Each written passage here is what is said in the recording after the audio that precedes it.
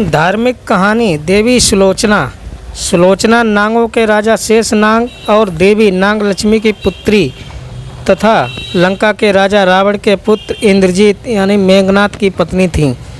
शूर्पणखा का नाक राम भगवान के छोटे भाई लक्ष्मण द्वारा काटा गया था। इस बात का बदला लेने के लिए शूर्पणखा ने भाई रावण ने भगवान राम की पत्नी सीता का हरण कर लिया।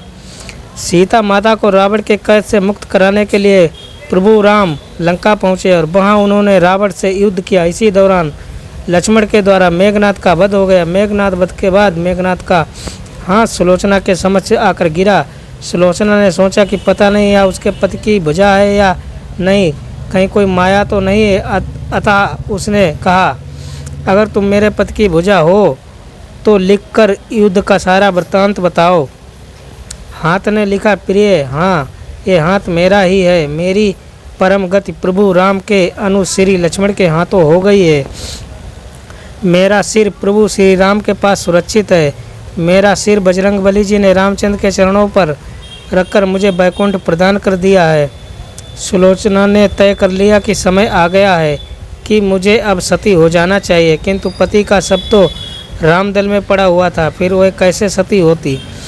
जब अपने ससुर रावण ने उसने अपना अभिप्राय कहकर अपने पति का शव मंगवाने के लिए कहा, तब रावण ने कहा कि बेटी, तुम स्वयं ही रामदल में जाकर अपने पति का शव प्राप्त करो। जिस समाज में बाल ब्रह्मचारी श्री हनुमान, परम जितेंद्री श्री राम, लक्ष्मण एवं एक पत्नी व्रती भगवान श्री राम विद्यमान है, उस समाज में तुम्हें जाने से डरना नहीं चाहिए। मुझे विश्वास है इन स्तुत्य महापुरुषों के द्वारा तुम निराश नहीं लौटाई जाओगी। जब रावण सुलोचना से ये बातें कह रहा था, उस समय कुछ मंत्री भी उसके पास बैठे सभी बातें सुन रहे थे। उन लोगों ने रावण से कहा कि जिन राम की पत्नी को आपने बंदिनी बनाकर अशोक वाटिका में रख छोड़ा है, और राम के पास उसकी पुत्र वधू का जाना कहाँ तक उचित है।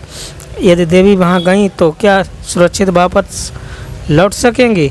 यह सुनकर रावण ने अपने मंत्रियों से बोला, मंत्रियों, लगता है तुम्हारी बुद्धि भ्रष्ट हो गई है।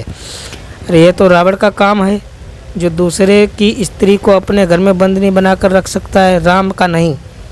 रावण की बातें सुनकर सुलोचना श्री राम के पास गई और उनकी प्रार्थना करने लगी। श्री राम जी ने उन्हें देखकर उनके पास गए और कहा कि हे देवी, आपसे मेरा कोई बैर नहीं है। आप बड़ी ही पतिव्रता हैं, जिसके कारण ही आपका पति अपराजित था। आप कृपया अपना यहाँ आने का उद्देश्य कहें। सुलोचना का, राघवेंद्र, आप तो हर बात से अवगत हैं। मैं अपने पति के साथ सती होना चाहती हूँ और आपसे उनका शीश देने का आग्रह कर रही हूँ। रामचंद्र जी ने मेघनाथ का शीश उन्हें सौंप दिया। सुलोचना ने लक्ष्मण को कहा कि भ्राता, आप यह मत समझना कि आपने मेरे पति का वध किया है। उनका वध करने का पराक्रम किसी में नहीं है। यह तो आपकी पत्नी के सतीत्व की शक्ति है। अंतर मात्र यह मेरे है कि मेरे स्वामी ने असत्य का साथ दिया। वानरगणों से पूछा कि आपको यह किसने बताया कि मेघनाथ का शीश हमारे पास है। सुलोचना ने कहा, मुझे स्वामी के हाथ ने बताया। इस बात पर वानर हंसने लगे और कहा कि ऐसे में तो एक कटा सर भी बात करेगा। सुलोचना ने प्रार्थना की, अगर उसका पतिव्रत धर्म बना हुआ हो तो वह सर हंसने लगे, और मेघनाथ का सर हंसने लगा। ऐसा दृश्य को देख सबने सुलोचना के पतिव्रत का सम्मान किया। सुलोचना ने चंदन की शैया पर अपने पति के शीश को गोद में रखकर अपनी आहुति दे दी।